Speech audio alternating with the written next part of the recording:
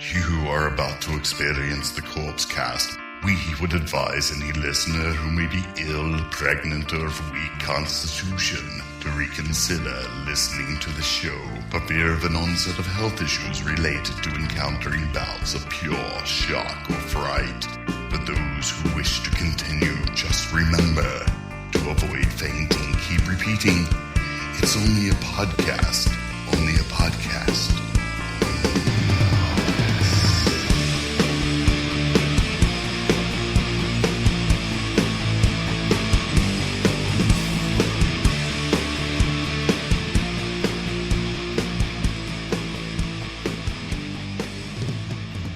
Hello, everybody. Welcome to episode 392 of the Corpse Cast. I'm Mike. Oh, shit, bro.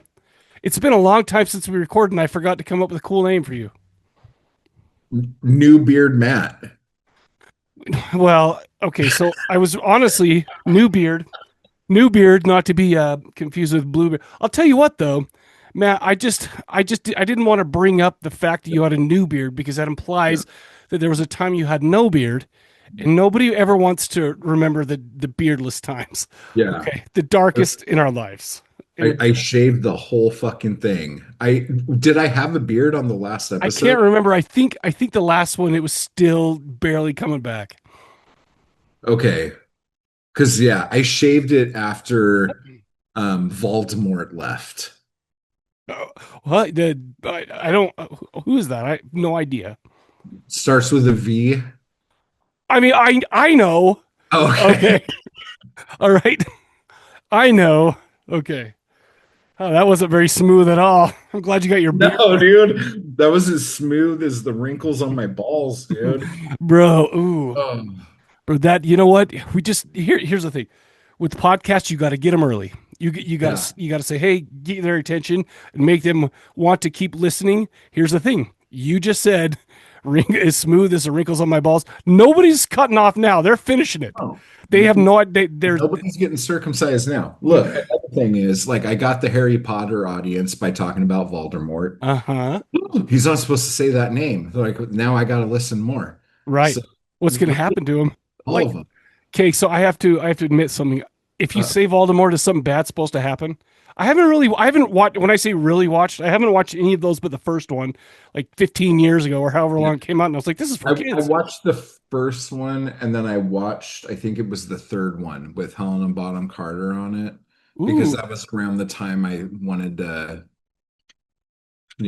like her. Well, so. I too like Helena Bonham Carter. Yeah. What's her last name? I used to think she was really hot back in the old days, but that's because remember everyone in the 90s you wanted. Yeah, well, yeah, but you wanted that weird looking chick, the one that's kind of like hangs out at fucking funerals. Yes, back in high school, it's just like, oh man, look how like frail and skinny she looks, and she just looks. She puts weird makeup on and smokes those cigarettes. What is that called? Heroin chic. Yes, yeah, that's exactly right. And so I was like, oh, okay, she kind of got that. That was like a total thing, dude. It's weird too because So she's a little too young for me, but we had like remember Callista Flockhart? Ew, yeah. Oh, dude. Now, I don't want to be rude. Right? Yeah. But I flip. This is not the podcast, by the way. I flip it through some Facebook stuff, right? Because I'm old, so we do Facebook things. Old people stick around on Facebook. Saw Kelly Osbourne, and you were like, "No, I didn't." I saw her, and I was like, "Who the f is that?" I have no idea who that is. Like, but Joan Rivers died. She what? She died? Joan Rivers? Oh. I didn't hear the Joan Rivers part. That was the crux of the joke. My apologies. Okay, continue. So I saw a picture of what's his name? Han Solo. What's his name? Because they're married, right? Oh shit, they are. Yeah, they are. So it's Harrison Ford. Yeah. Yeah. And there's this woman that gets on there. Why is it only okay for men to date women 20 years younger than them?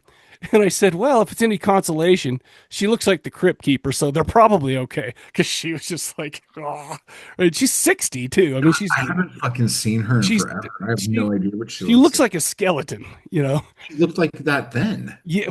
Well, she okay. So let's say a skeleton like with her eyes down, and but anyway, I'm not here to talk I'm about the not looks here to of judge. women.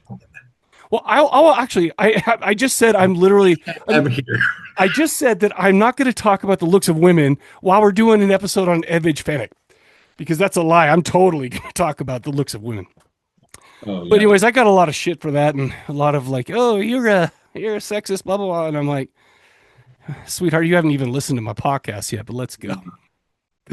Like that's probably the most like chill thing you've ever said about a woman. And I got called. Well, I feel like it's because all the grannies What happened? were on that. Are you there? Oh, hey, we're back. Hello? Internet connection is Is, unstable. is this on?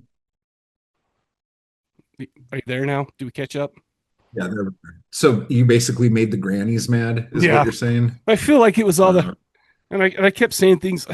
Once I get called out for a joke, stuff like that, then I just get rude. It's like, oh no, grandma's mad, and then it just gets worse. So anyway, yeah, you're I not should allowed to I say should just that. learn my lesson and just stay out of it. But Yeah. so I gave up the I spoiled the topic for today, which you've already known because you've seen the image. Edwige Fenech. Okay. We're going to be talking about her today. We're talking about two of her Okay. films.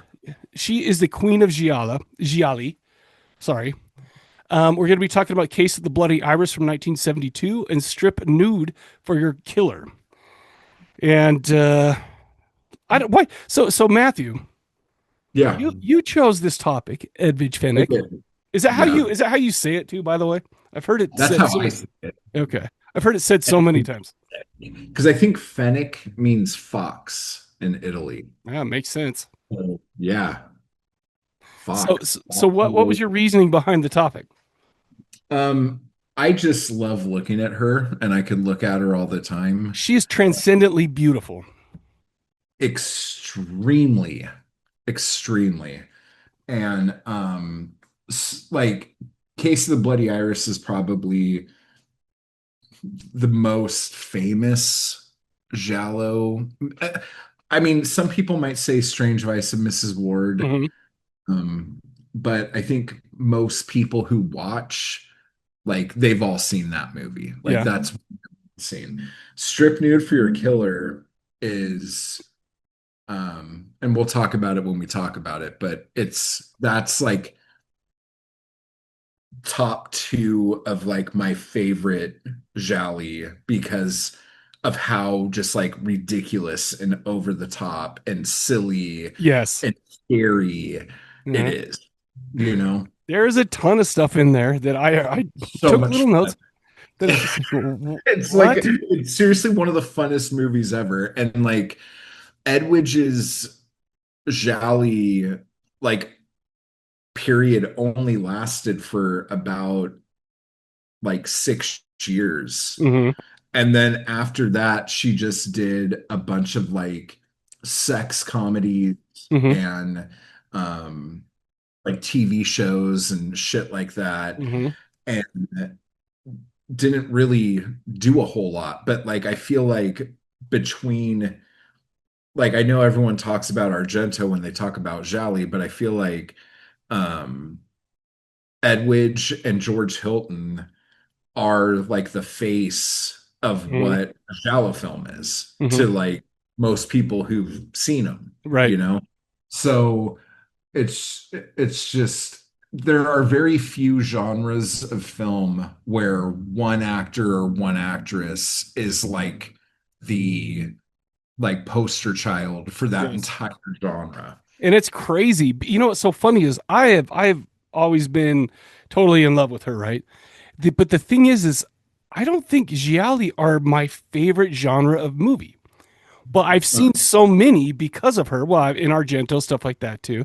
yeah. It's like, listen, I'm not trying to be a jerk because I know that you love them. I mean, I like them a lot. I like them a lot, but I tend to go for the more supernatural, stuff like that. Because you can get Italian sleaze in any genre, you Oh, know. for real. So it's like, but I've definitely seen all the ones from.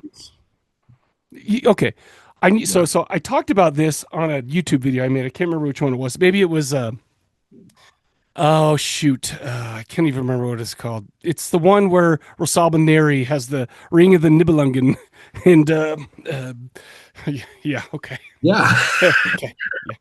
I don't know why I'm dropping it right now, but there are three Italian women Mhm. who I have been enamored with since I was since I started watching, like I mean, you grow up and you start, Yeah. you're in the horror, you start getting into the Euro stuff, so but we're talking about Rosalba Neri.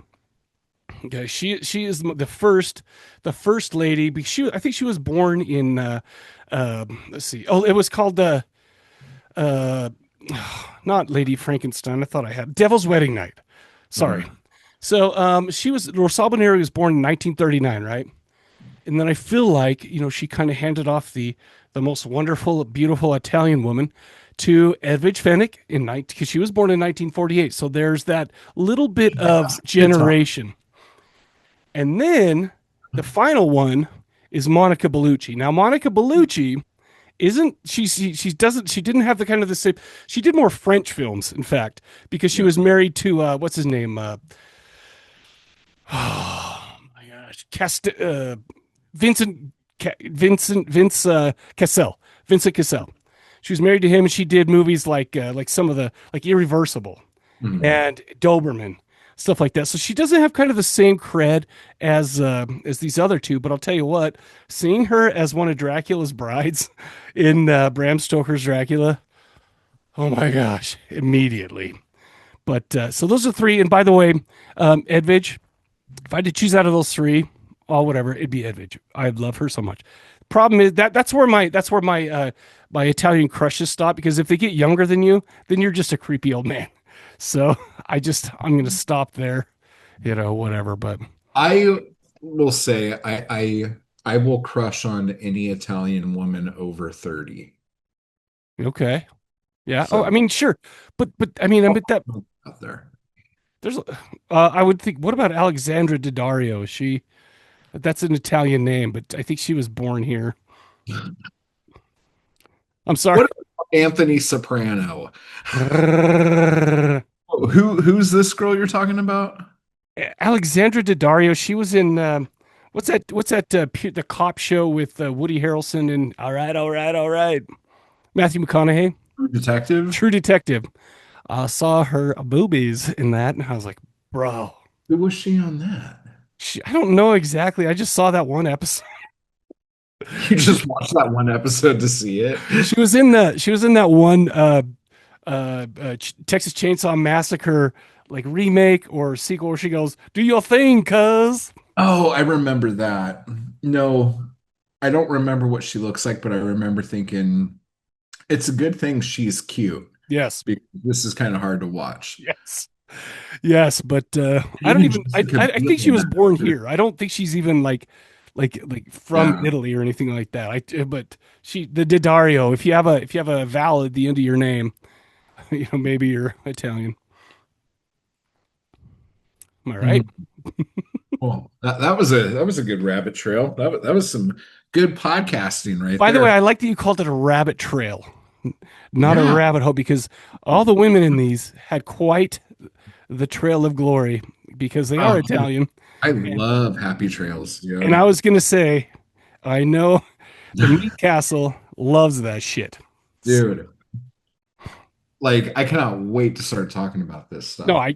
I can't either. But to be honest with you, I can't wait for you to start talking about this because I know you love it so much. Just so we can get into it, but let me just add a couple of things. So Matthew has a friend named Chris who, Uh-huh. and he does Giallo Chow Chow with the Meat Castle. Okay.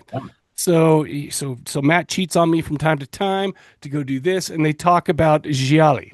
Okay, and you guys talk about some close to Gialli sometimes too, right? I mean, I mean, do you kind of stray a little bit at all from that? There have been some strays. On the last episode, we were actually talking about how like I was basically doing it, but like there used to be the Chow Chow Network, Hmm. and we had a lot of other shows. So we had like Sexy Chow Chow, Spaghetti Chow Chow, Oh. Chow Chow, Hmm. Zombie Chow Chow, Gotcha. Cannibal Chow Chow. Gotcha. Basically, you put a word and then say Chow Chow at the end of it, and Matt's you wrinkly ball sack at Chow Chow. Chow Chow. Yeah. Don't ever say, look, just shake your head and say Chow Chow. That was too cool, bro. I don't like that at all.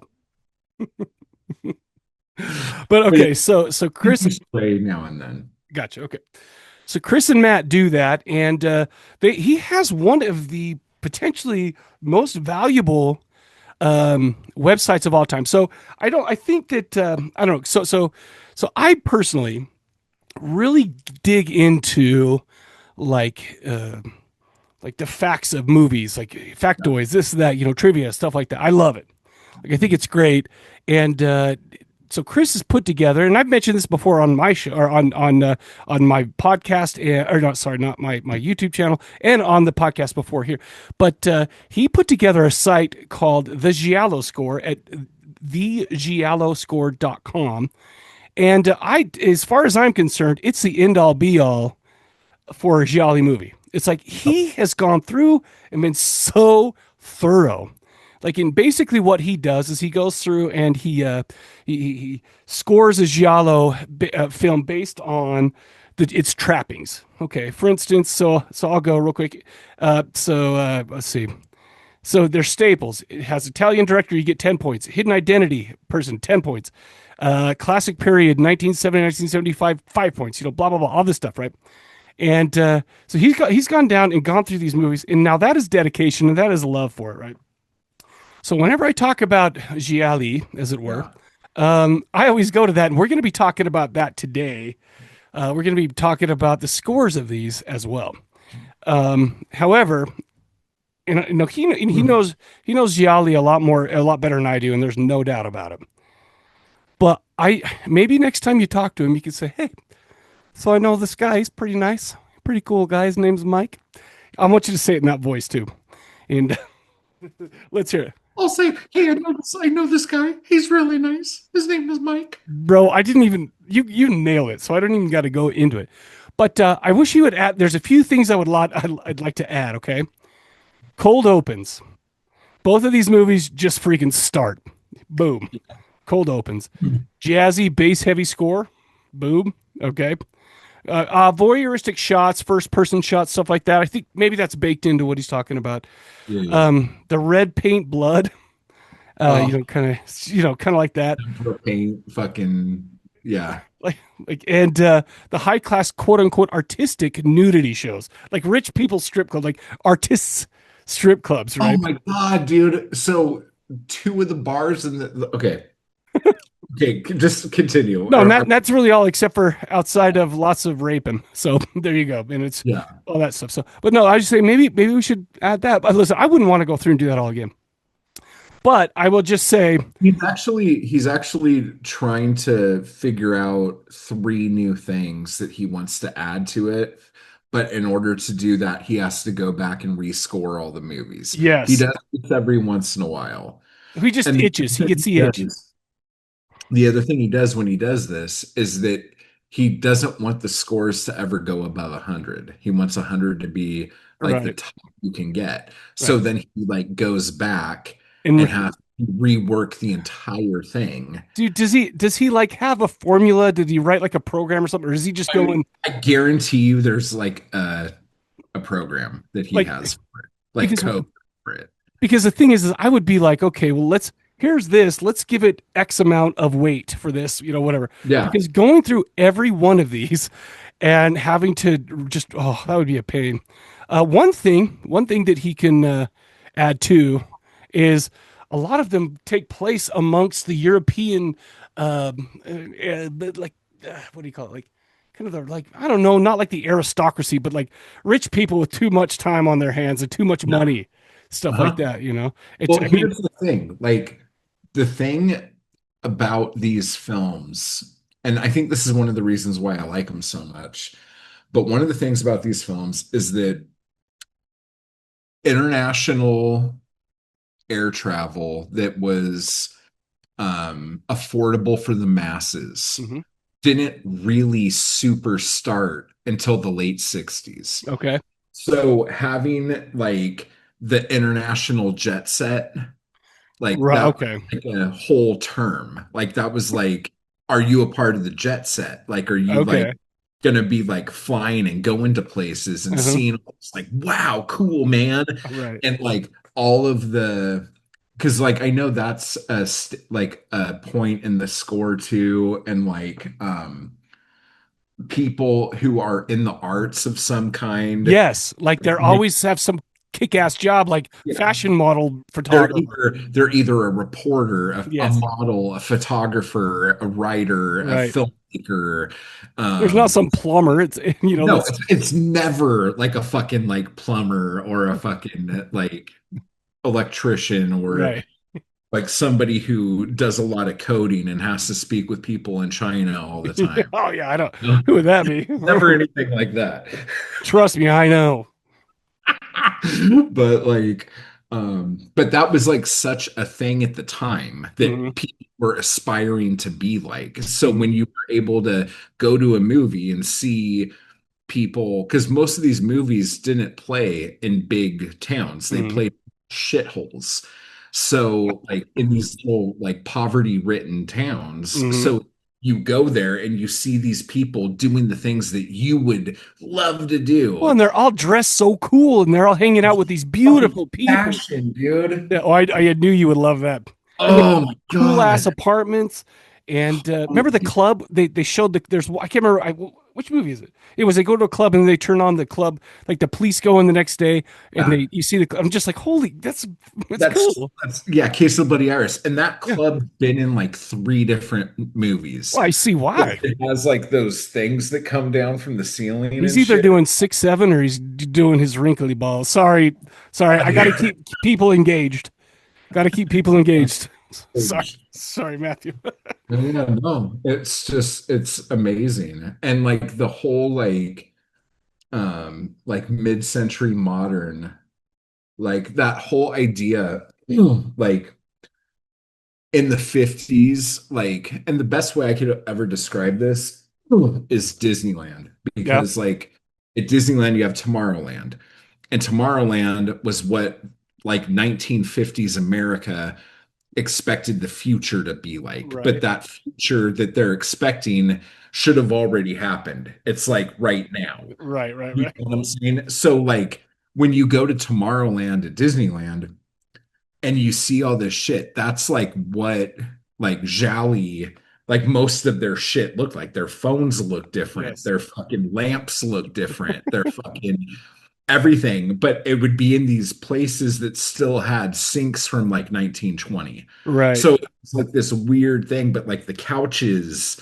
look all futuristic and weird and like it's Well, no, just it's but that's a great way of putting it because these are. I mean, like I'll watch these and I'll be like, even though it's in the past now, I was like, oh my gosh, how badass would it have been to go take these photos of these women and with just hang out with all these awesome people, these awesome places, and where everybody just banging and shoot, you can.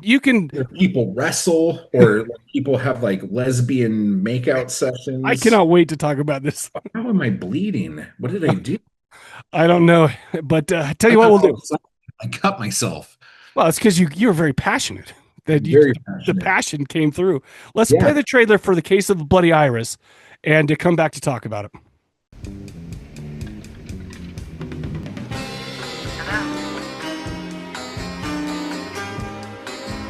Some maniacs pass themselves off as normal. It happens.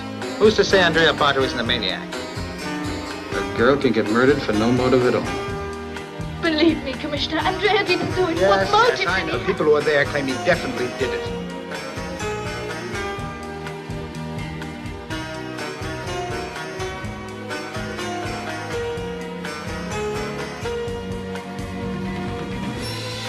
You mean to say, Commissioner, that you thought I might be a suspect? That I could go crazy and murder a girl like that? Man, you took plenty of time before you even admitted you met the girl. Better have a good lawyer. You belong to us now. You pledged yourself. Me above all. No. You've got to obey me.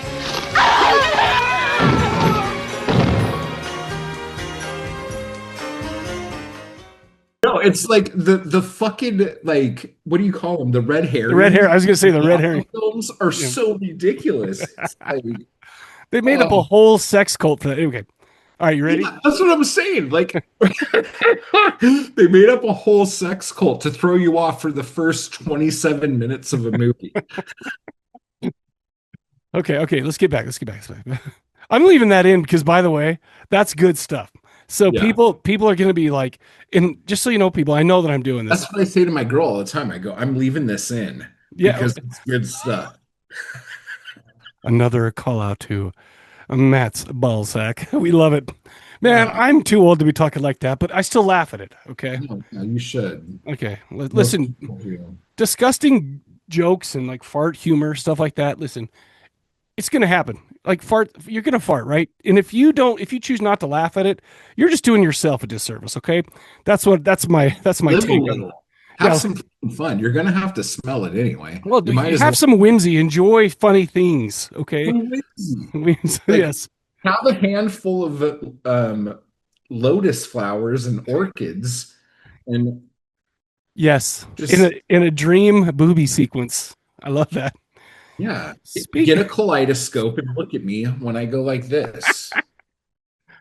Speaking of dream booby sequences, we're talking about the case of the Bloody Iris.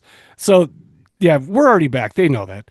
But, which, by the way, its Italian name translates to "Why those strange drops of blood on Jennifer's body?"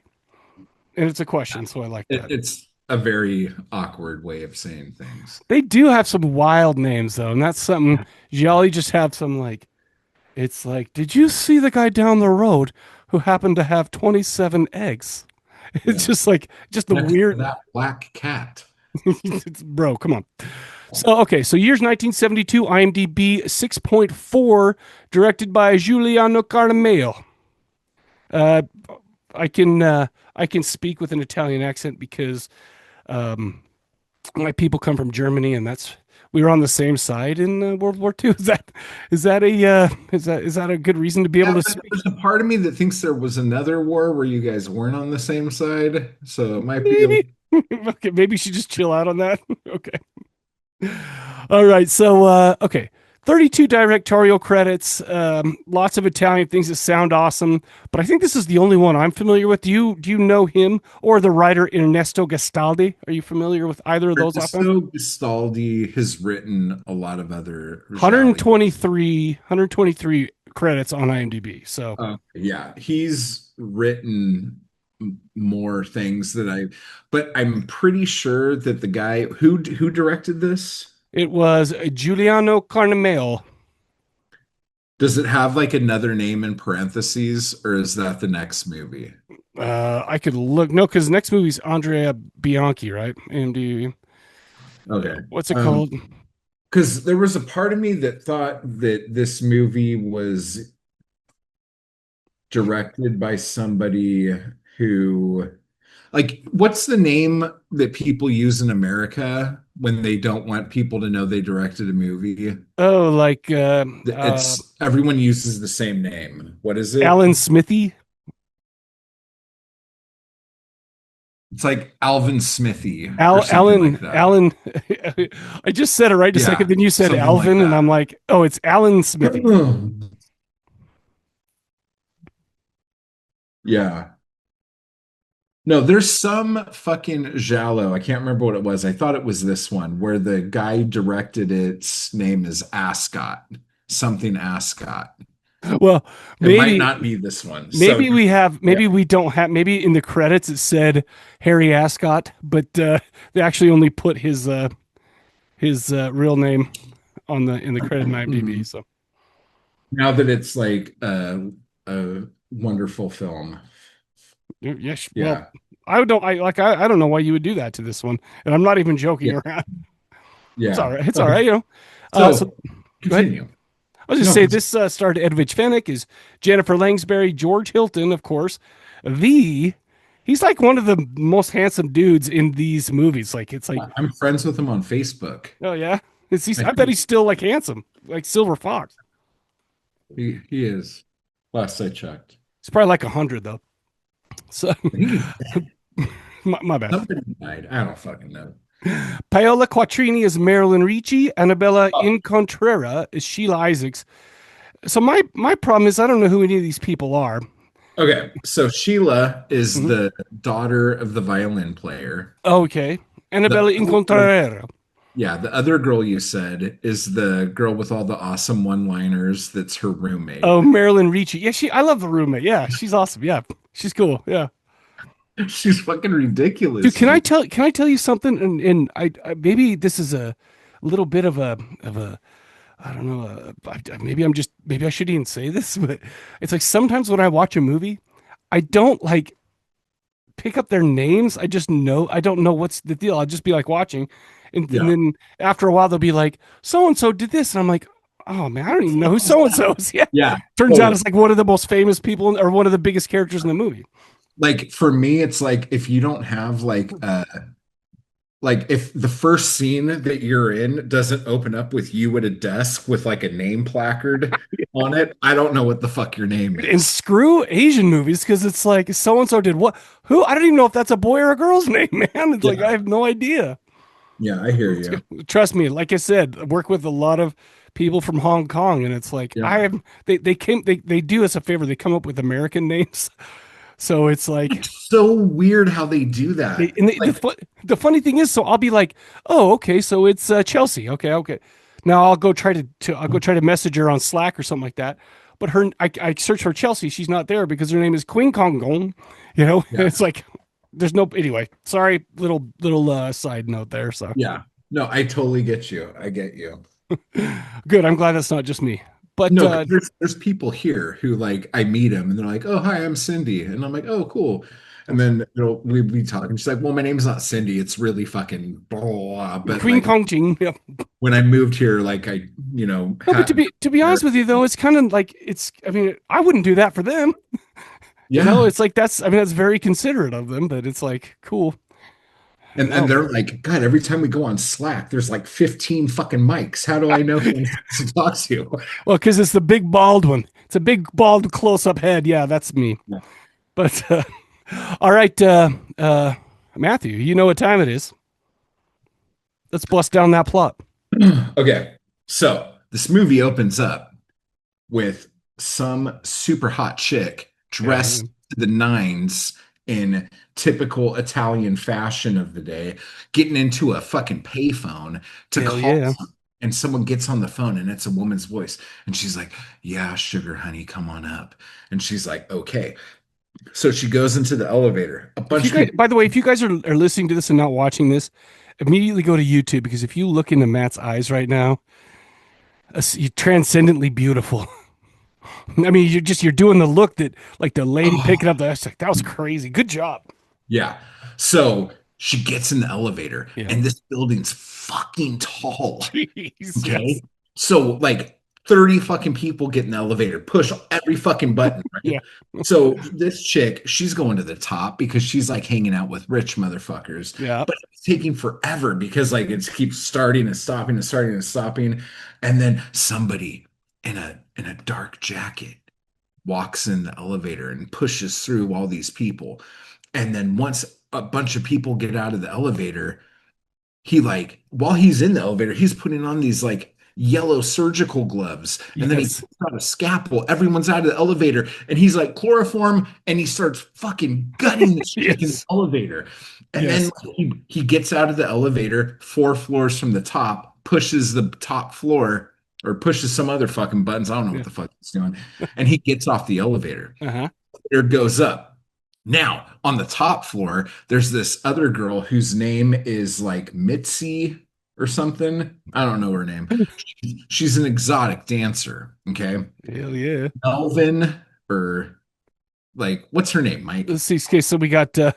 I'm looking for somebody that could have been called Mitzi. We got Marilyn Ricci. No, not Marilyn. We got Sheila Isaacs, Professor Isaacs. Mizar Harrington. That's a close. Mizar. Yeah, it's like the closest I got. So Mizar in a beautiful coat is like pushing the elevator button, and then some creepy old lady is up there too. And then this other guy walks up who's the violin player who, did you say Isaacs? Let's Sheila see. and Sheila and Professor Isaacs. Yep. Yeah. So Professor Isaacs walks up. These are the only people apparently who live on this fucking floor. Mm-hmm. And the elevator door opens, and I already forgot her name. Bar Mitzvah. She screams. Mitzar. She screams because there's some dead lady on the floor, and she's like, "Oh God, I gotta get out of here. Someone call the cops. I have to go rehearse."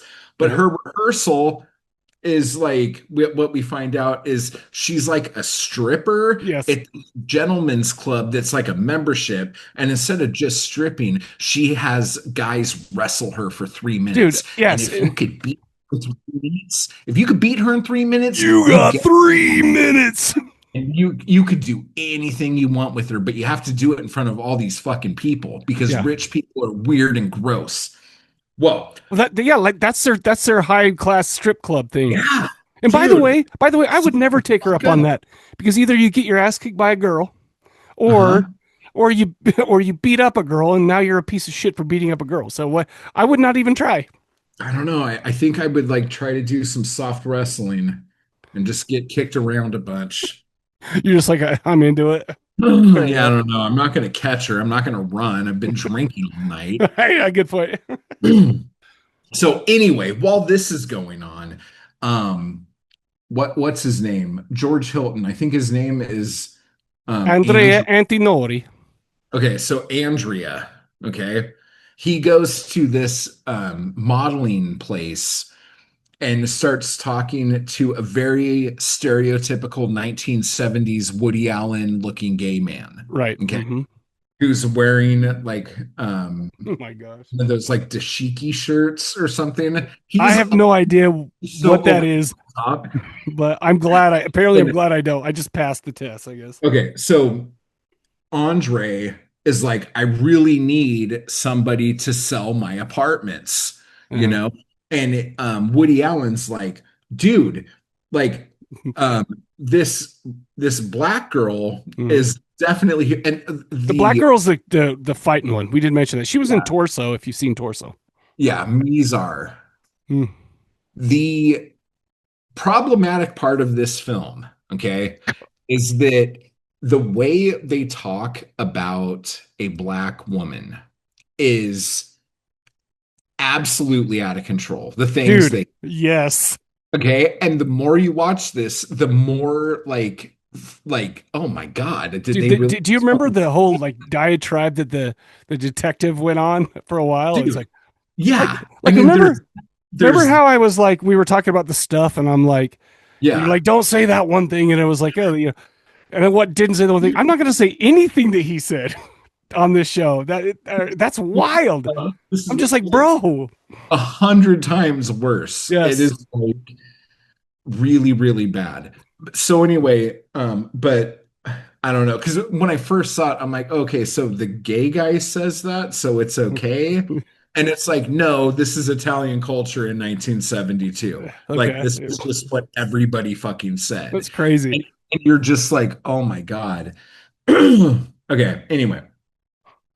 So George Hilton hears him say this, and he's like, okay, maybe I'll check her out at her club. But then the fucking blinds open, the curtain gets pulled back, and you have Jennifer and Marilyn posing next to a motorcycle wearing shirts that aren't even shirts. It's just painted on their hot bodies. Oh my gosh, yes. And George Hilton gets totally stiff, and he's like, oh my God. Stop making those noises, George. For fuck's sake, you're making me feel bad. And Jennifer, played by Edwige Fenech, gives him the eye, and she's got 2 of them. It's amazing. So then he's like, all right, whatevs. And so he goes to watch Mizar wrestle dudes, and he's like, he goes to the bartender. He's like, I want to make an appointment with your entertainer. And he's like, okay, that's totally doable. That's like normal. And so then we go back to the studio, and the weird photographer is like, yeah, yeah, like doing all sorts of stuff and like taking pictures. And Jennifer just has a complete nervous breakdown Uh-huh. and knocks over lights and all sorts of other shit. And the one thing about this movie, and it might be because of the dub, like if you're gonna watch this movie, watch it with the dub. If you watch it with just subtitles, I think you're gonna miss why a lot of people think this movie's a lot of fun. Yeah. Okay. Because people say shit that's completely crazy and out of control, and then completely come back down to normal. Yes. So I Completely did. overreact and then don't. So I totally watched this one with the dub, and so that's cool. But I also had the subs on, but I didn't really watch subs. But Yeah. anyway, so yes, so good. That's good advice. It was, yeah, it was. So then Anyway, it was funny. Jennifer starts walking home and she sees an orchid on the ground. Is it an orchid?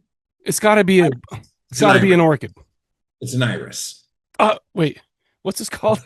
Yeah, I'm like, what's the name of this movie? Okay, yeah. Case of the Bloody Iris. Okay, yeah. So I thought it. She sees Yeah. an iris on the ground. She starts freaking out because she knows what that means. Yes. And because her husband shows up and he's like, bitch, where have you been? You need to come back to us right now. You married me in our celestial marriage, and now you belong to all of us. And she's like, no, I want to be owned by one man and one man alone. He's like, no, you are owned by all of us. Sex cult. Sex cult. Sex cult times, and that's great. And by the way, I like they did the little the kaleidoscope dream boobies, and it was great. So good. So then it turns out that like Mizar goes home after this whole thing, and somebody kills her Yes. in her apartment, which is absolutely bonkers. They tie her up and they fucking drown her. Yep. In her bathtub. Okay. So then the cops come looking, and the cops in this are probably more entertaining than most police and Giallo films. Because that one dude's got a mouth and he just lets it fly. Well, like, because like the main cop is kind of like he just says shit he shouldn't say, and it's like whatever. But then his partner is like such a fuck up, but he's like a lovable fuck up. He's like in the background, You know what I'm crossed-eyed, it's saying? wah wah type of thing. It's great.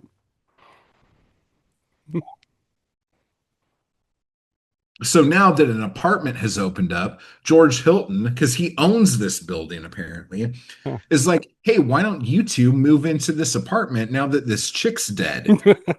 And they're like, okay, that seems like a perfectly fine idea. But when they're talking to him about this, the husband sees and he's mad. Yeah. Okay. So then next time he sees her, she doesn't just see an iris on the ground, she sees a broken iris Yep. on the ground. Mm. And he's like, bitch, I'm gonna kill you. And she's like, ah. And so she goes back to the apartment. One night somebody comes in, she screams, but it doesn't make any sense because there's no balcony. She doesn't know how they got up there. Right. It's really weird. And then the next time somebody busts in, it's somebody, and it always happens as soon as she's taking her clothes off. Like Which somebody is fine by me. yeah. And but her husband shows up and he like beats the shit out of her. And I'm probably kind of jumping all over the place, but he beats the shit out of her. We don't know what happened, but she calls George. Right. And the cops think Andre, is the killer. Right. For whatever reason. It's like the cop is just like goes, yeah, all these people are connected to you. You obviously are the one doing this. Whatever. But we also find out that Andreas has a phobia of blood. Yeah. It could just be a likely story that Mhm. he could say, or he could be so turned on by it because it disgusts him so that he wants to see it so he can be sick. That's the only kind of turned on I want to be. I want to be sick turned on. Yeah. by Like if I whatever. feel like I got kicked in the balls, I don't want to be turned on. Said every guy who likes his balls getting stomped. Right. Anyway, so then after her husband like abuses the shit out of her, she wants to go on a date with George to get out of her thing. So they go on this big long day long date, Yeah. and it's really nice. And then he takes her back home. She's like, "Thank you so much." And he's like, "Yeah, well, I'm probably gonna fucking fuck you hard, and you're not gonna like it, and I'm gonna be an asshole." She's like, "I don't think so." He's like, "Try me, bitch." That's so cute. Yeah, right. And it's like, so Women. like I don't know, like I'm making this longer than it needs to be. Like how I say it to everybody. Um, so when everyone close to her starts dying, Yeah. and when the Marilyn gets killed, she sees Andre and grabs him and gets blood all over him, and so he's about to puke. Right. Then he's like, I need to get the fuck out of here Right. because everyone thinks I did this. So he starts running, cops start chasing him. He somehow manages to like ditch him. Now, this whole time, we find out that the girl next door really likes the ladies because she sent a note to Mizar talking about how her something about her that's different than anyone else in the movie is driving her loins wild. Right. And she signed it with an S, and the cops had handwriting matches done and realized it was her and start questioning her. And she's like, "Hey, stop talking about this. I don't want my dad to hear because my dad's really like about it, you know." Yep. But not only that, the old lady next door has like a creepy mutant living in a fucking closet that she's keeping, and she's not telling anybody that he's Poor there. guy's getting called a mutant. He's just a burn victim, you fucker. Like, he's been called that his whole life, man. Yeah. Oh, so it's crazy. He just reads like horror pulps all day. Yes. Really just making him wanting to chaff that stick. Wow. So anyway, so all this stuff's going on. And then like after Marilyn's dead and like George to like be really inconspicuous is like, "Hey, why don't you meet me in a fucking junkyard? Right. This doesn't look creepy at all. Come alone. Bye." And so like you're like, "Oh my God." And she goes like a stupid fucking idiot. And cars are falling. It's like fucking Freddy's Revenge all Yes. over. Yes. Yes. Or fucking Dream. No, it's is it it's the end of Dream Warriors because in number 4 the dog pisses fire and he wakes up, you know. It's just like, why would anyone in their right mind ever fucking go to a fucking junkyard like this? Dude, So yes. then she runs, and then she runs into the lesbian girl, and she takes her down to the basement because the elevator broke, because that's usually what you do. And as Right. they're walking, because they think they're being followed, the killer's down there. And the killer turns on the steam and burns the lesbian girl's face Yes. off, which is crazy. Now she's a mutant, by the way, because she got burned. Just so you know. She's now a mutant too. And then for whatever reason, George Hilton's down there with a flashlight, and he's like, "Oh yeah, you probably think that I did this. You Yeah, dumb get out of bitch. here. No, run, go here." Dude, I'm glad you're doing it like this because I was laughing my ass off while I was watching this, and it was so funny. Ridiculous. So then, like, she like goes upstairs, and of course, as soon as she gets upstairs, somebody has to fucking attack her. Right. Okay. So she runs out of the apartment, freaking out, and runs to the lesbian's apartment, which I don't know why you would do that because she's dead. Yeah, she's not there. Yeah. She runs in there and she hears the violin playing, but then she sees the dead mutant and a tape recorder. And she's like, "Oh my God, he's not here." And then the killer comes in and the killer takes off his mask. And it's fucking Professor Isaacs all Are you along. serious, Professor And he's Isaacs? like, You dumb "All bitch." you fucking It's like, yes. all you weird lesbians, my daughter a fucking lesbian." And this fucking little mutant monster tried to rub her out one night when she was asleep, and I said no. Oh my gosh. And he does this whole thing. So he's like, "I know what I'm going to do, because in order for this to be high on the Giallo score, we need a spiral staircase." Right. This I do. I'm gonna fucking throw you over the edge of this. So Dummy falls. he Yes. throws the mutant over the side, and then he's gonna throw fucking Edwige over, and she's like, "Oh wait, no, stop!" And then George Hilton shows up again because he just is always there when someone's about to die, and they have some big fight, and then he gets blood on him, Oh and yeah. then he flashes back to when he was a child in a car accident, and he's like, "Daddy, Daddy." Yes. I And died at so that part too. and that's why he doesn't like blood. So It's then he kicks him in the shin, and however kicking someone in the shin launches them over the top, not and then only they that, but Edwige fall did a over. sweet little move like off of it. I was like, bro, should And parkour in it. it gives it another point in the score, like the killer falling to their death. Dude, that rules. But and then Daddy. Daddy. Oh, dude, that ruled. Yeah, so that's the case of Bloody Iris. Dude, Like so red herrings all over the fucking place. and it's like you'd think that man, they had a whole sex cult angle. That dude didn't have anything to do with it. You had a mutant living in a closet next door. That had nothing to do with it. I thought, you know what? I thought that it was going to be that there's parts where the old lady next door is talking to a man, right? And I'm like, I thought it was going to be like a psycho thing, like a Norman Bates thing, where the old lady's coming around wearing that thing with the her yellow gloves, rubber gloves, which should have docked it on the Giallo score, I believe. Yeah, because they're not black gloves. Yes. Sucks because that pisses me off with this movie and also one of my other favorite Jolly, um, Black Belly of the Oh, Tarantula. I don't even know if I've seen that one, to be honest with you. I need Also to. has a yellow gloved killer. Oh, stupid. Yeah. Okay, so if you go to thegialloscore.com/giallo/index !ID equals 13, or just go to thegialloscore.com and search for the case of the Bloody Iris, you can see that this got an 81 out of 100. 81's not bad. Should we go over it? Should we go over the score?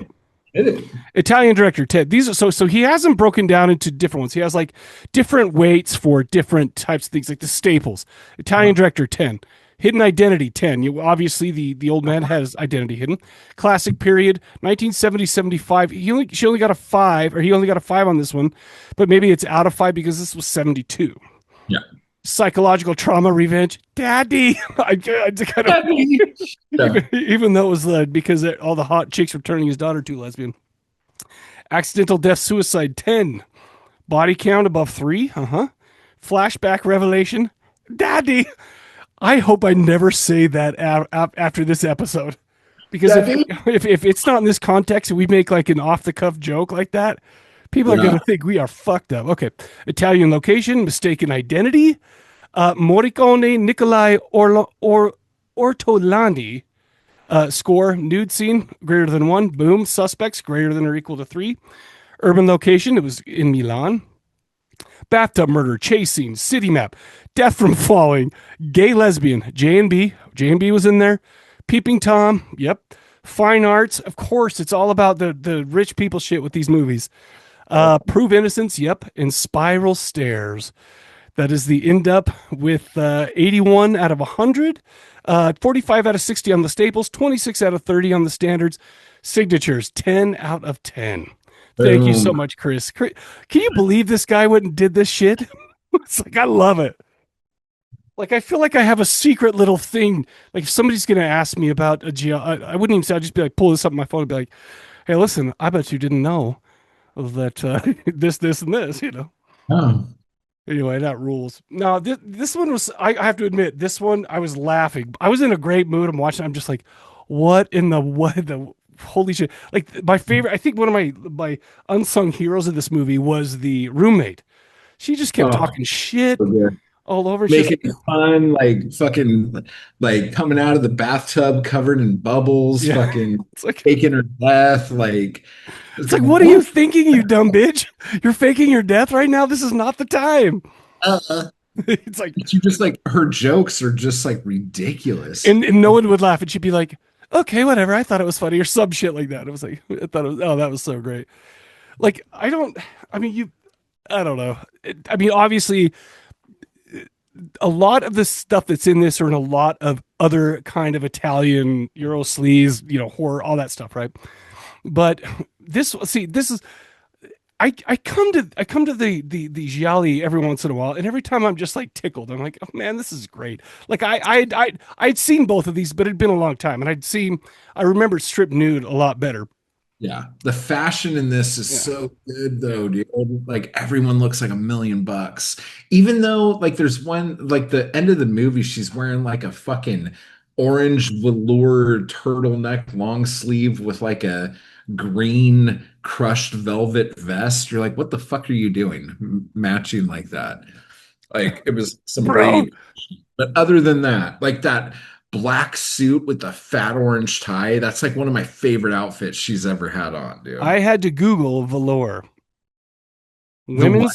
Women's wear and fashion.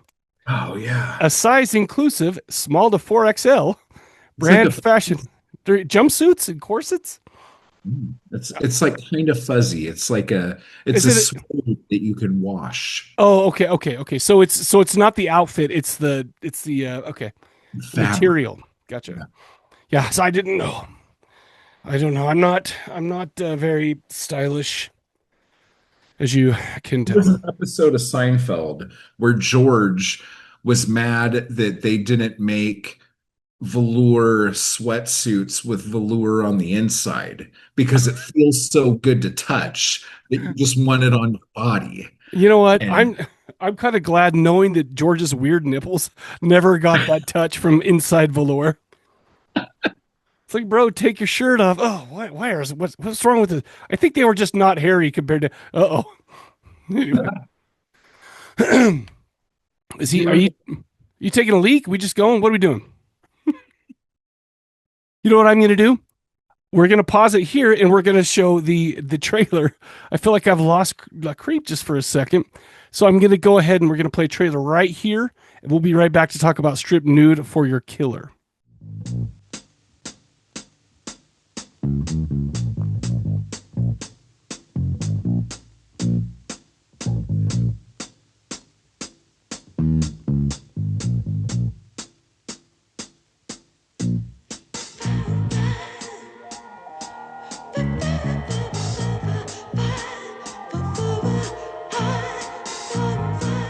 Sweet, dude.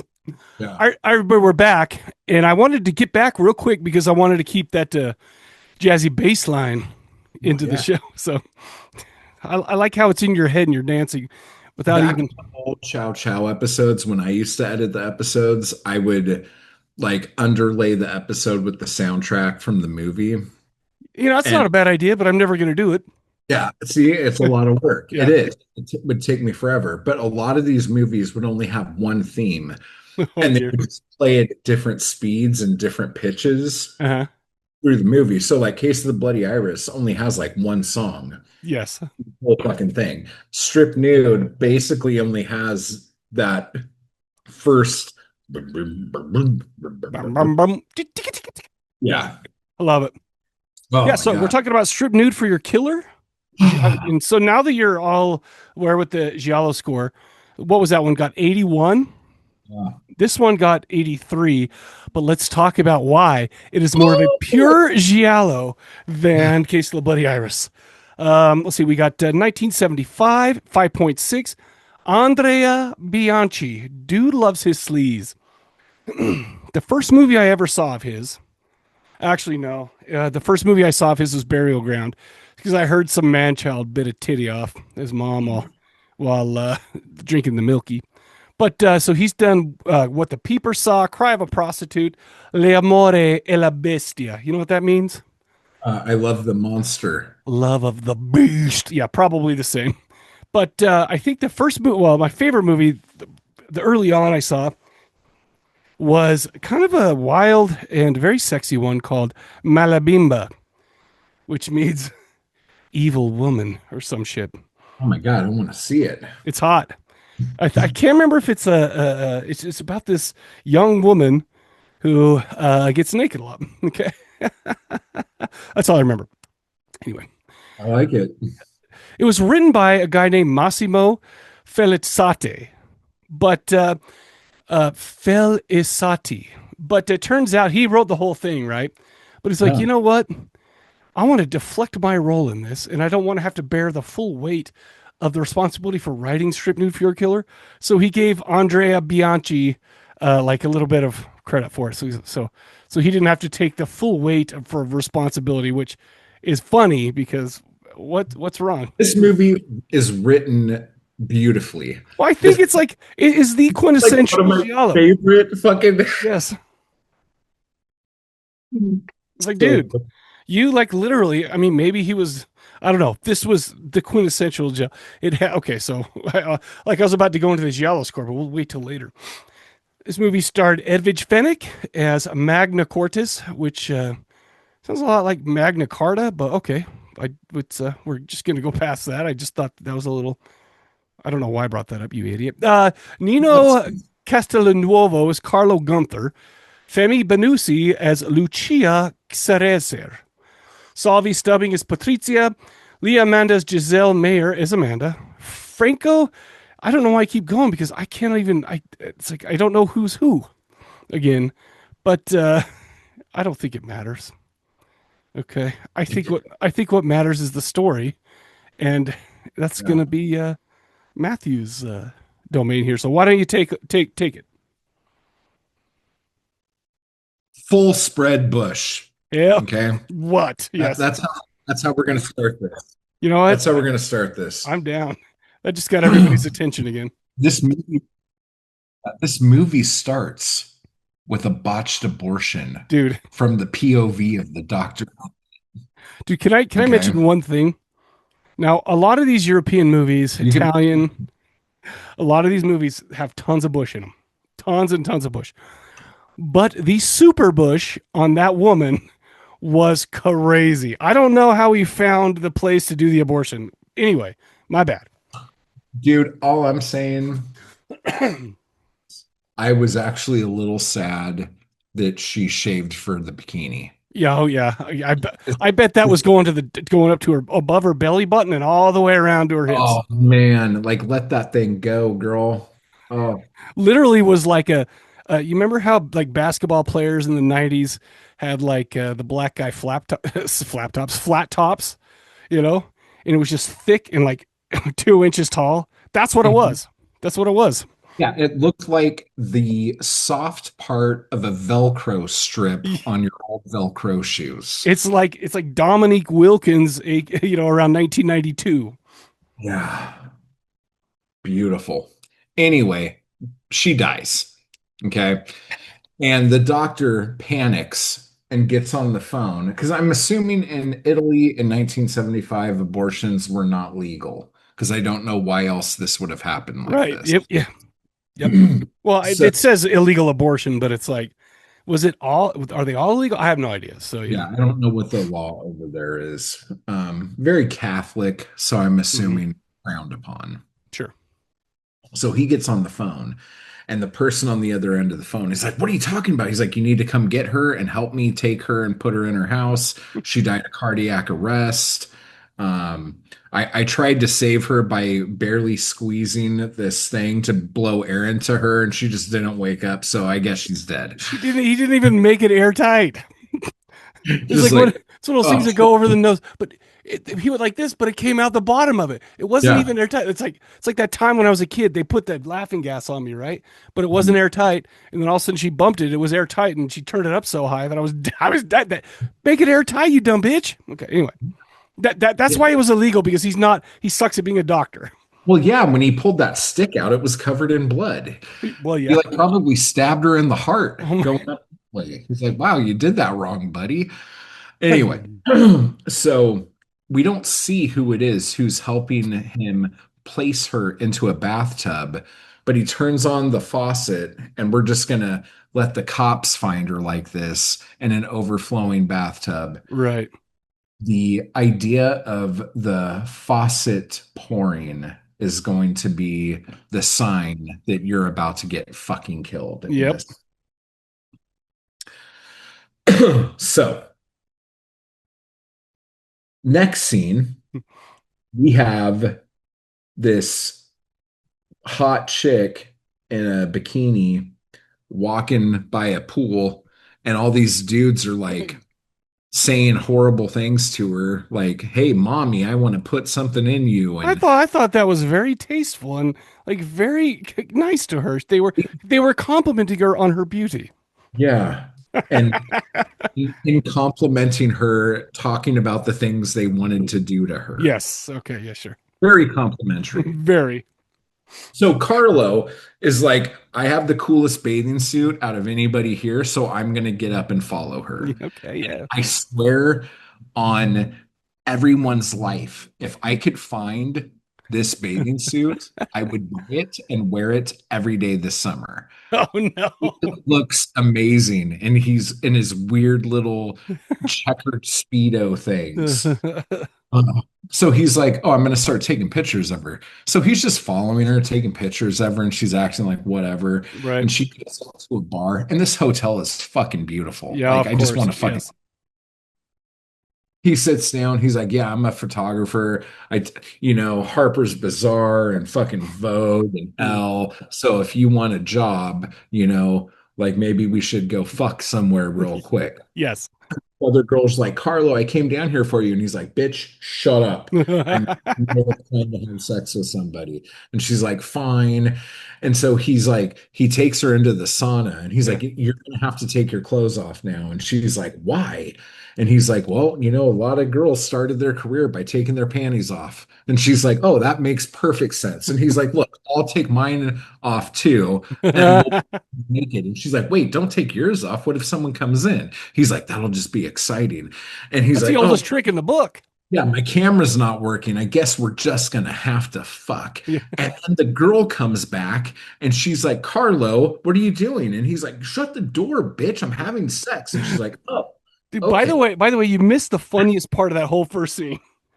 Oh, he's like, "Yeah, you're a little fat." Yes. It's like, are you serious? It's like, oh, you're a little fat in the middle. I'm like, what are you looking at? I'm like, yeah, she wasn't no heroin chic, of course, but uh, so by the way, she was so hot.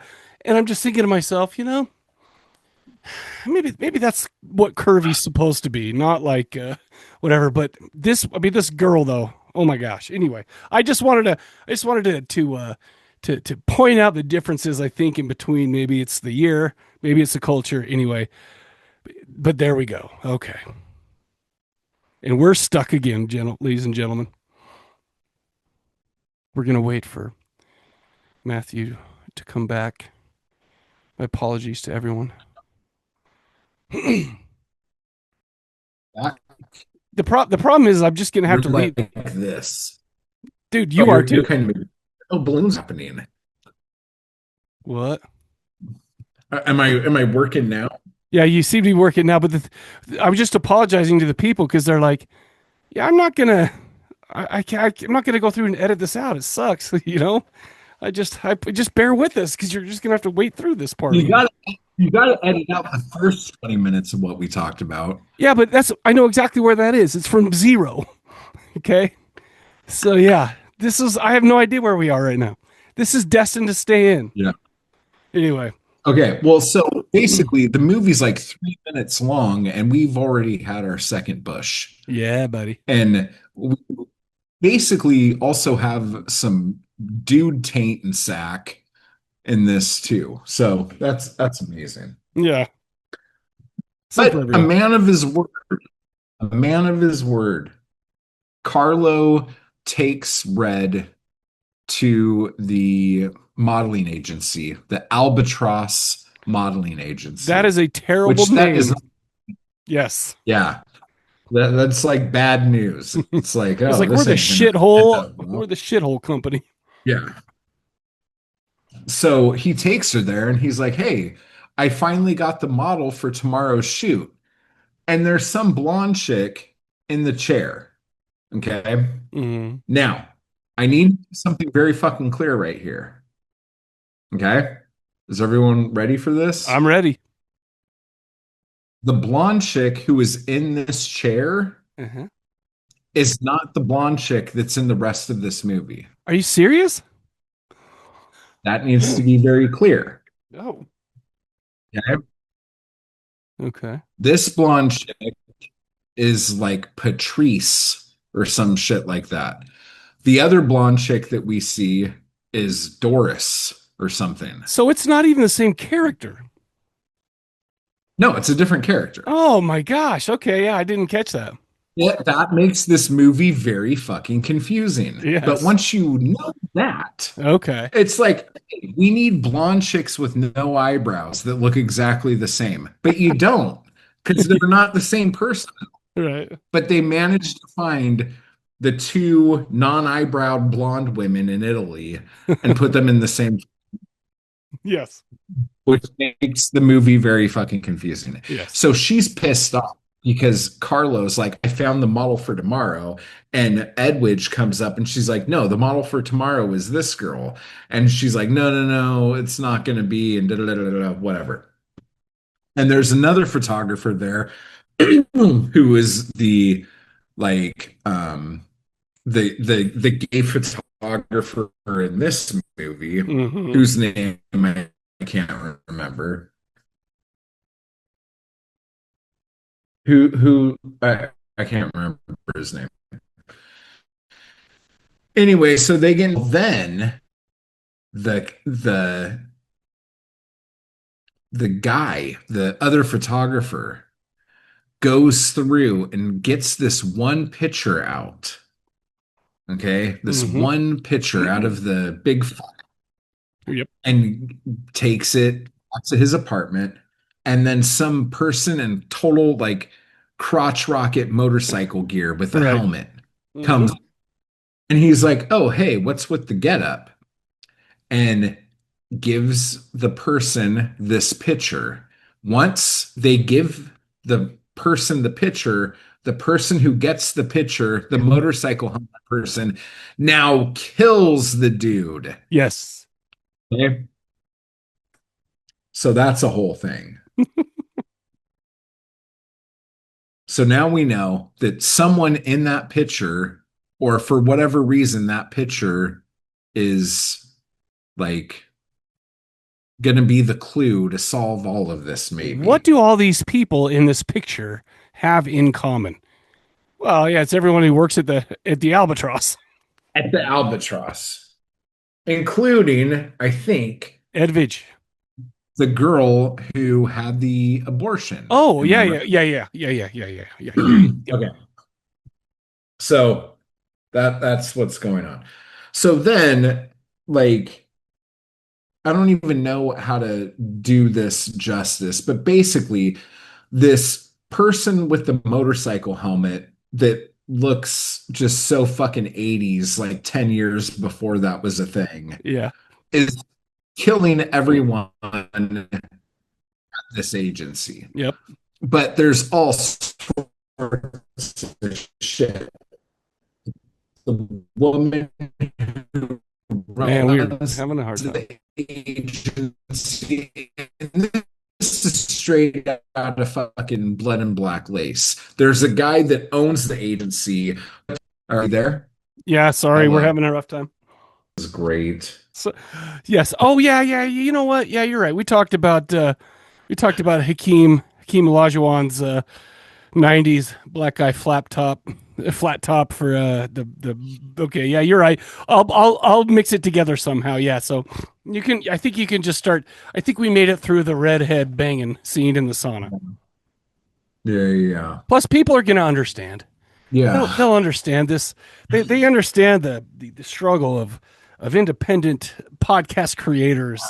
It's the whole thing. So basically, the only way to do this justice is to talk about the individual people, because like going like in order, this is gonna get really muddy and dirty, Mhm. especially since neither one of us can remember anyone's fucking name. No, I cannot.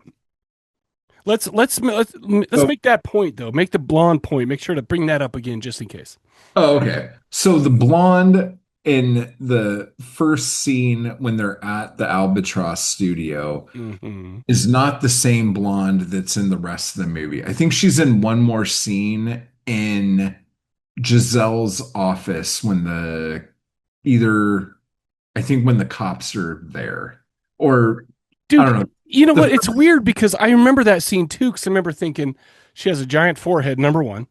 And I Yeah. remember thinking, and you're telling me that's not the same girl as uh, we can spoil it, who ends up being the motorcycle person.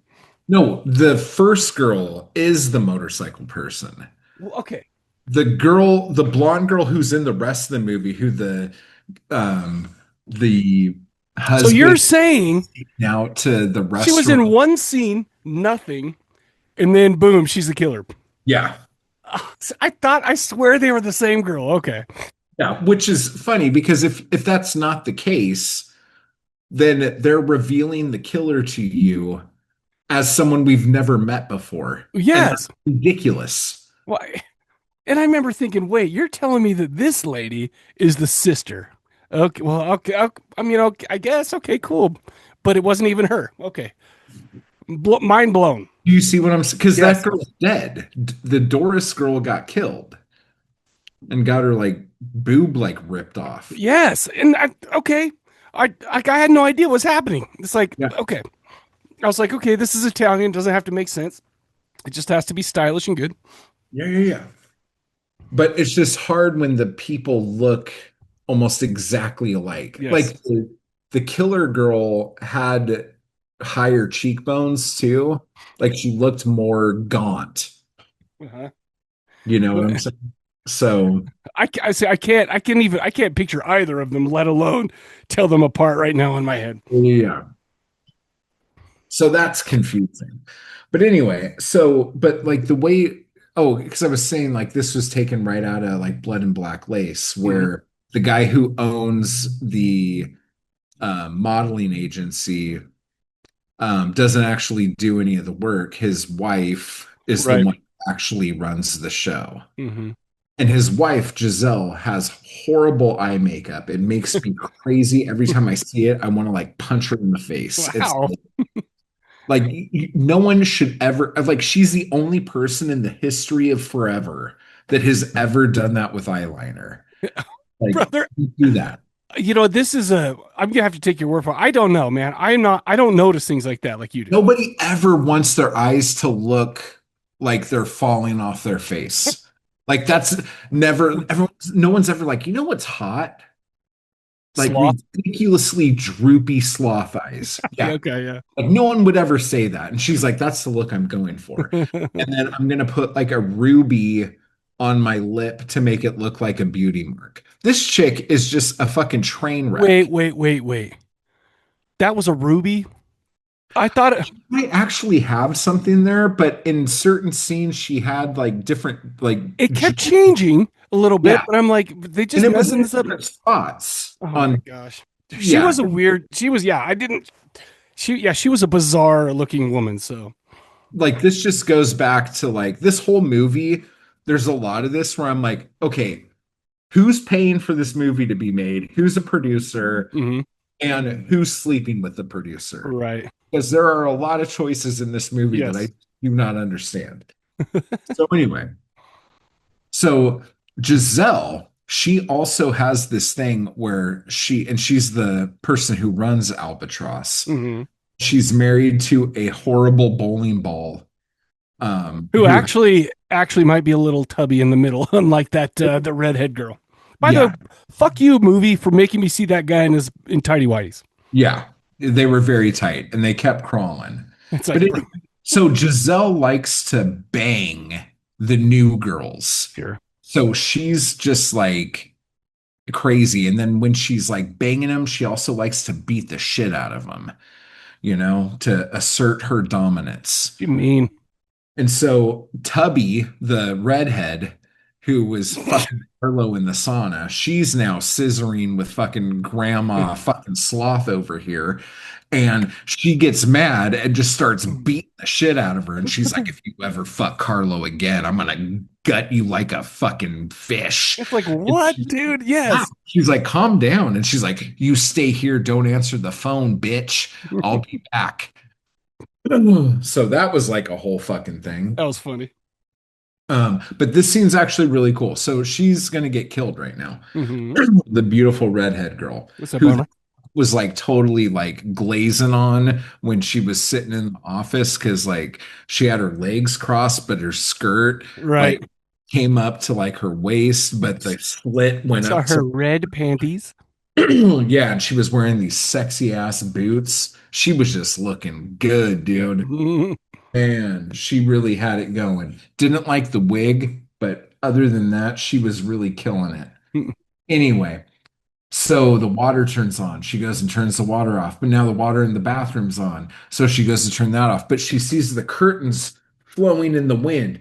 And Right. she's like, oh. And so she's backing up. The curtains are flowing and it keeps cutting back and forth, but she's getting closer to the shower curtain. But these curtains are moving. Don't go near the shower curtain. These curtains are moving. And she gets too close, and the motorcycle killer jumps out and stabs her to death. Bullshit. So that's really tricky. But one of the things she did, You know what? Let me ask you something. yeah. Okay, so she was fairly new, right? And I tend to think was she in that picture because she was brand new. Carlo No, she brought was her not in the picture. because she wasn't there. Why did she get killed? She got killed because she was a plaything of Carlo and Giselle. Okay. Because That's fine, but the girl who died during the abortion, we're going to spoil this right now. yes. We are led to believe that Carlo got her pregnant. Yes. And so that was the whole thing. But Carlo said it was the sister who was the killer of all this stuff.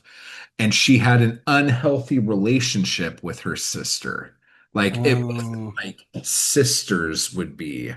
Right. There was like a sexual perversion going I on. needed it. I literally needed it written out like that for me since you're like sisters. You did great. Yeah. You did great. So Thank you. on top of that, though, because she was probably fucking her sister, she was also really probably mad at Giselle for like fucking her sister to try to get her work. So basically, the redhead is just wrong place, wrong time type of deal. Yeah, but she was someone who Carlo had fucked, and now Yep. she's someone who Giselle has fucked. Right. Uh-huh. So she's like, I'm gonna take your plaything.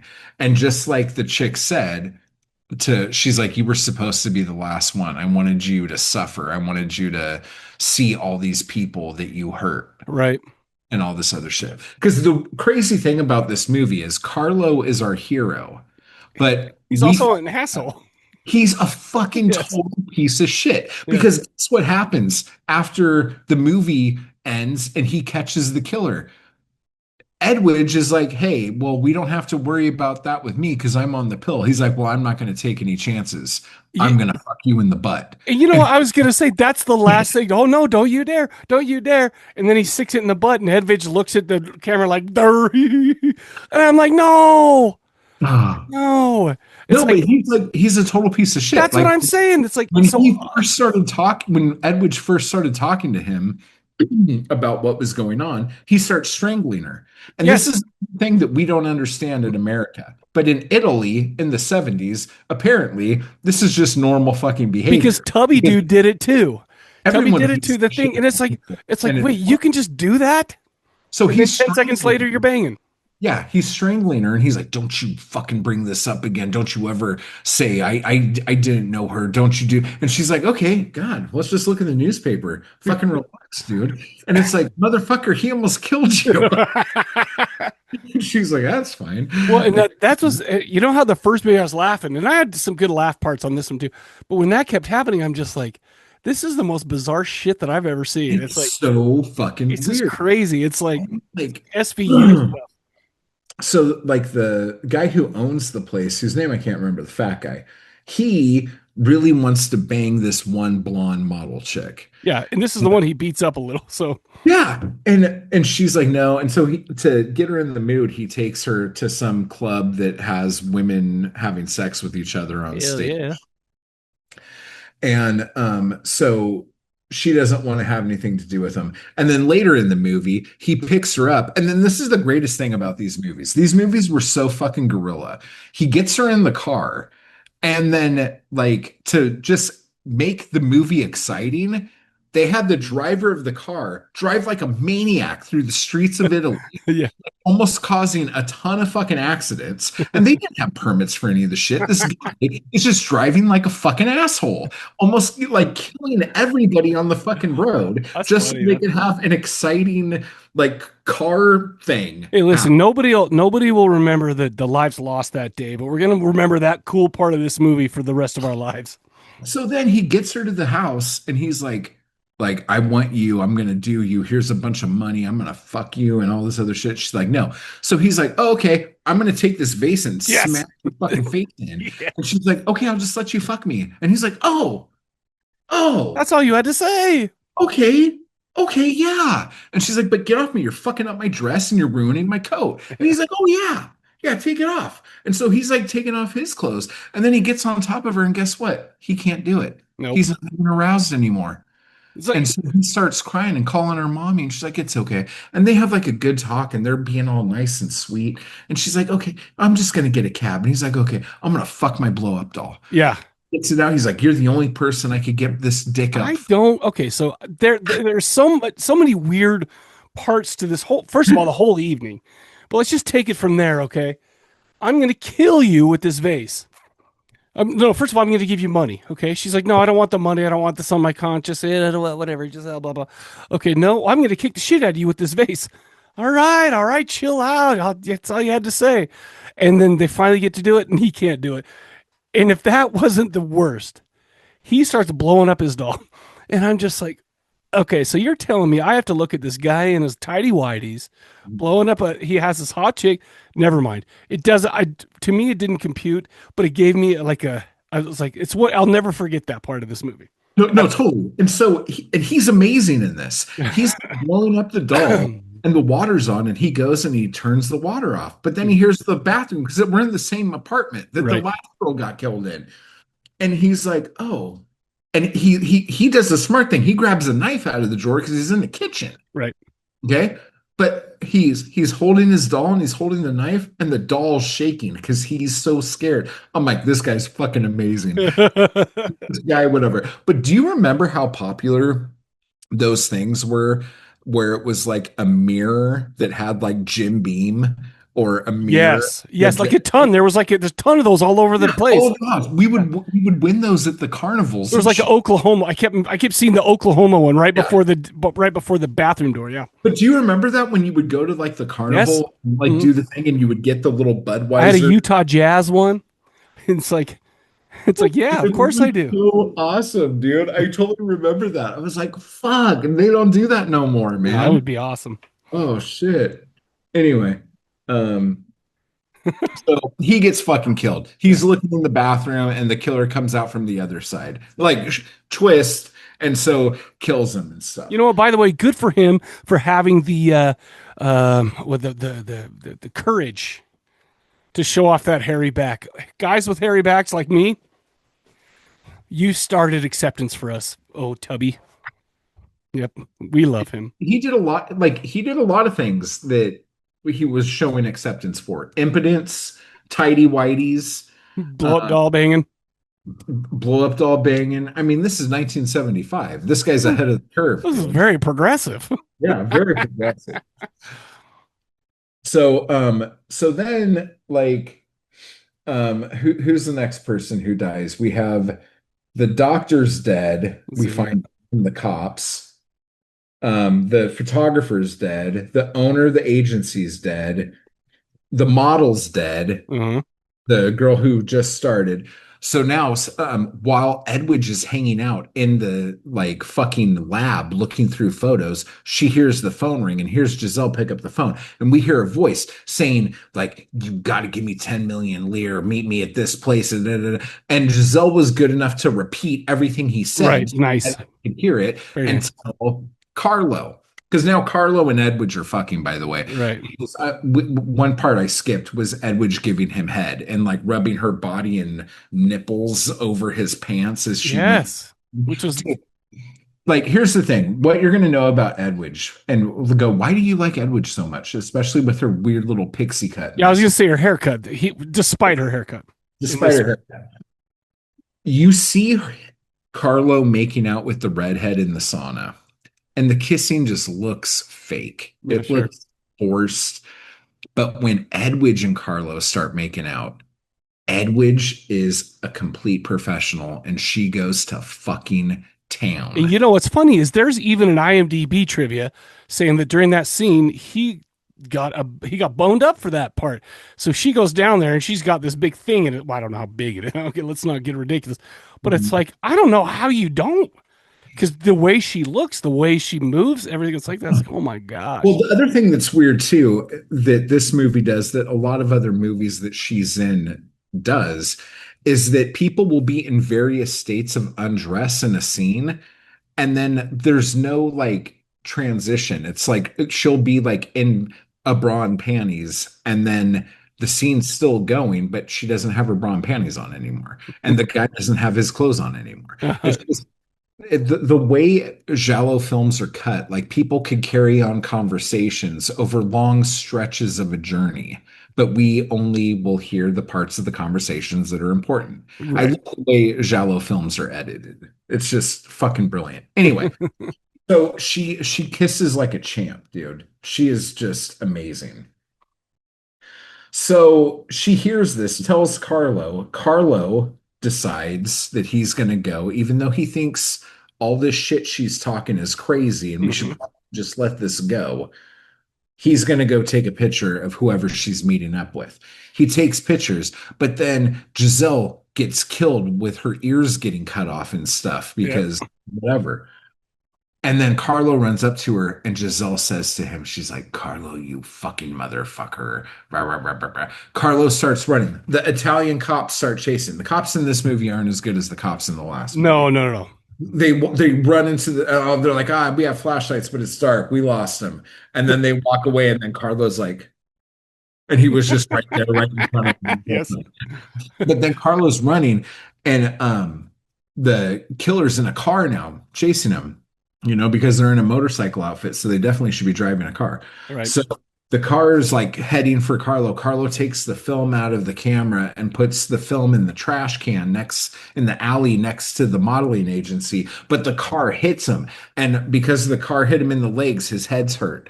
So he goes to the doctor and gets his head sewn up. And like a really loving boyfriend, he calls his girlfriend, Edwige Fenech, Magda Carter, and he's like, Nell Carter, listen up.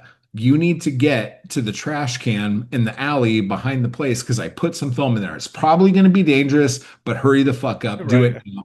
She's like, where are you? He's like, don't ask stupid questions, bitch. I told you what to do. And he like slams the phone Hey, down. listen, compared to like almost beating her up, that's love language. It's like he didn't even physically assault me. He loves me. No. So the other thing you need to know here too, there was one other scene where the second blonde girl was doing a photo shoot that Carlo was doing with her and a guy named Stefano Right. in fur coats next to a motorcycle. Right. And Carlo was really upset about everything that had been going on, and he was being kind of an asshole. And so everyone got mad and fucking left. Okay? Well, it turns out that that Stefano, the guy that we haven't seen since that scene, is the guy that was trying to blackmail Giselle, who might be the killer. And so, like, Magda is finding this out, but the killer, see, this is the part I don't understand. Because if the killer is really this other blonde person, why is she burning the negatives to the film? Unless she thought that he actually got a photo of her killing Giselle.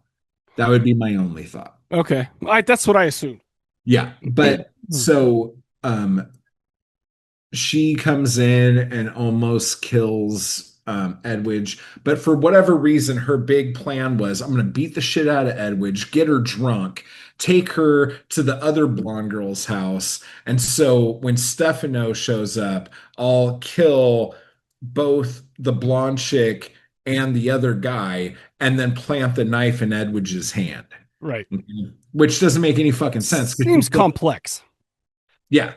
Like this whole thing, this part's kind of weird. Carlos shows up. He finds out what's going on. He's like, "Oh shit!" Because now Stefano and the other blonde girl are dead, or Stefano, or whatever. Uh-huh. And he this whole part where he's trying to get Edwige out of there and trying to like get her undrunk. She's saying all sorts of ridiculous shit. It was so fucking funny. It's just good shit.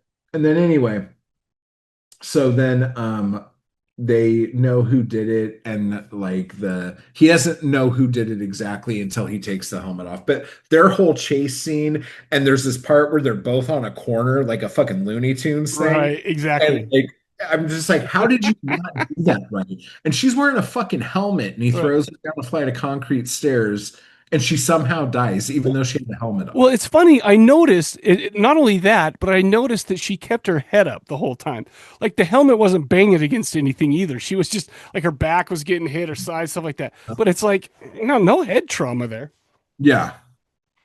But anyway, so that's the movie. There was so many fun little lines and just Anal sex jokes at the end. sex jokes. It's just like ridiculous, over the top shit. It's like, It's so much fun. It's uh, just to me. so It's a this, fun sorry, movie. no, I'm sorry. Go ahead. No, that's it. I was just gonna say, so this is the thing. Every time I watch a Giallo film, it's like it's not necessarily about the thriller stuff, and obviously these are all like precursors to the American slasher, right?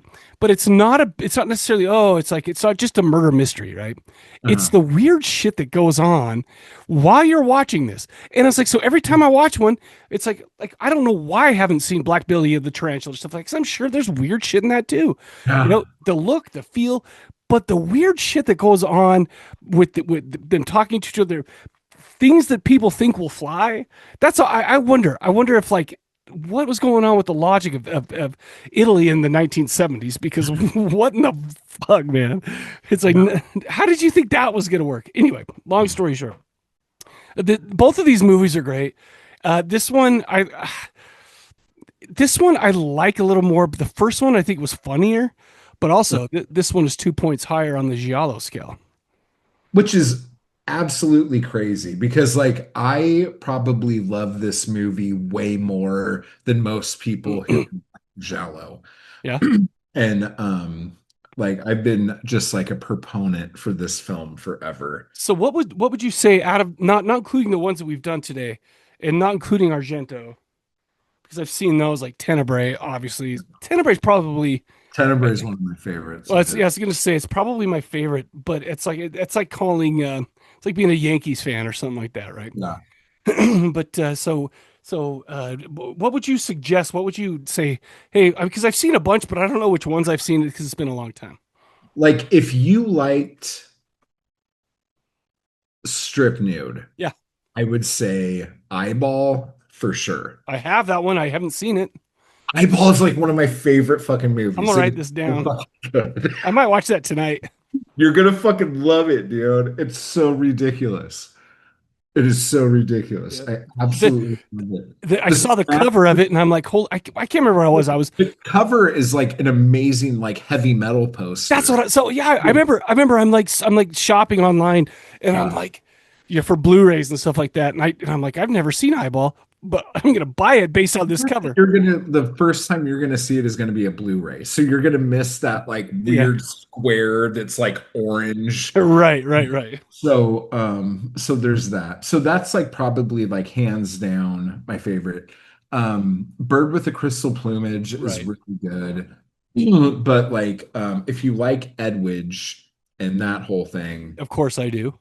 $5 for an August Moon, All the Colors of the Dark, Strange Vice and Mrs. Ward. I've seen that one a bunch, and Yeah. that And one's just. Ooh. yeah. But like there's another one with her called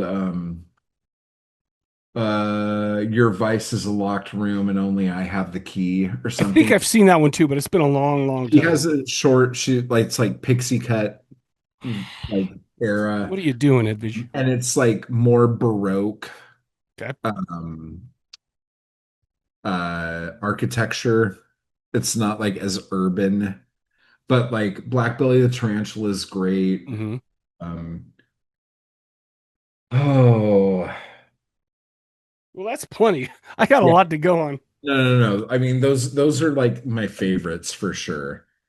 Oh, and Bay of Blood. Like you can't go wrong Oh with yeah, that. I've seen the Mario Bava. Yeah. That one's just like ridiculous and awesome. Was But as Bay of Blood's the one with the Kevin Bacon kill in it, right? From the or the like every single thing that happens in that movie yeah is in either Friday the 13th or Friday the 13th part two. yeah okay. So yeah, I've seen that one for sure. Yeah, it's like ridiculous. But So that's what the thing is and it's Blood and weird. Black, Oh, I've seen that one classic. too. I think. Yeah, Yeah. I haven't seen many of these in a long, long time. I'll Yeah. tell you what though, typically I'll like go through like stages where I'll just watch the shit out of like Totally. Hong Kong black magic movies, or I'll do. I did Jess Franco, and then I did genre Lynn since our last episode. I've been just watching a ton. Like did Shiver of the Vampires. I did. Oh shoot, what's that one where the pirates come on the thing and Pirates of the Caribbean. demoniacs.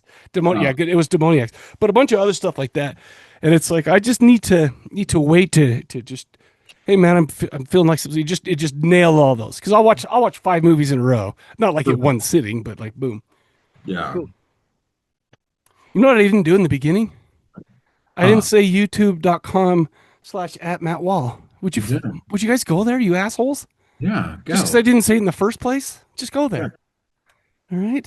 Sorry. Go to youtube.com/at. The dash corpse dash collective, There you go. or just go to youtube.corpsecollective.com. I have a thing set up. You can do it. It's Just go for it. it's very very technical. Yeah. Your primitive minds wouldn't understand things with alloys in it and stuff like that. But anyway, I don't know, man. You got anything else for the fun? That's not That's fun. from Army of Darkness. No, it's your brains wouldn't understand things with chemical composites. I can't remember exactly what it is, but it's funny. Oh, it's so good. You know, I just yeah, I just watched that not too long ago. That's obviously a classic. But all right, man. You got anything else for the folks?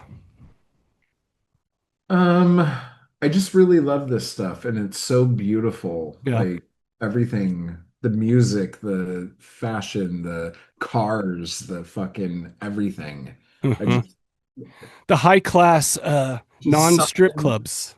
yeah, there's just something you don't get. They're jet setters. This Okay. is like a time capsule Yes. that will never happen again. Hmm. You know what's So, funny is I also think that kind of not disdain, but kind of my apprehension to totally just hop into the Giallo is from like 20 years ago. Just like okay, cool, but now it's like I think I've kind of what do you call it, like evolved my movies. Like I can't tell you how many like stupid old school movies that I put my wife through to watch. And then it's like funny because she's like, these aren't even scary. I'm like, no shit, I don't know if they're supposed to be. But then we did you watched, make her watch these? well, well, yeah, sure. She'll be reading her book and I go, babe, watch this. And then we watched Lee Cronin's The Mummy the other day too. And it scared the shit out of her. So I'm like, would you rather me watch these all the time? You know, which by the Did, way, that was a pretty decent movie. did she like these? What did she No, think? no, she's just You should have a like your girl review a of dude. these things. I should just I said, what'd you think about these? Well, first of all, there was a lot of nudity and sexual intercourse. I'm like, Yeah. yeah, I'm like, don't look, they're having sex. What? No, I watched Curse of the Bloody Iris or Case of the Bloody Iris with my ex Yeah. now. And 2 seconds in, she's like, "This is the kind of movie you like. This Yes. is what you like to watch. Yes. This is what you like to sit through." It's like, She yes. was not It's like, what's into your it at all. what's your point? And it was just like so cringy watching all of that, like the racial dialogue. I was just like, oh man, this is No, not. it's funny because she'll be reading on her phone, right? She'll be reading Kindle, and it should like all these movies. They'll say something like that. I'll look over at her. She'll just, without looking up, she'll just go like this and just shake her head at me. You do with disapproval. And I'm just like, what you doing that for? Yeah, So funny, man. yeah. But anyway, so that's it. I'm done. Thank you guys for watching / listening. Appreciate it. Go to corpsecollective.com. Got a bunch of other stuff there. And you can watch my YouTube stuff. Like I said, you might be the difference between 30,000 and 100 views. Yeah. Well, not by yourself, of course. Anyway, so that's all we got for this episode. And for the Corpse Cast, we will catch you guys later. Now say bye out loud. Bye out loud. I knew he was going to do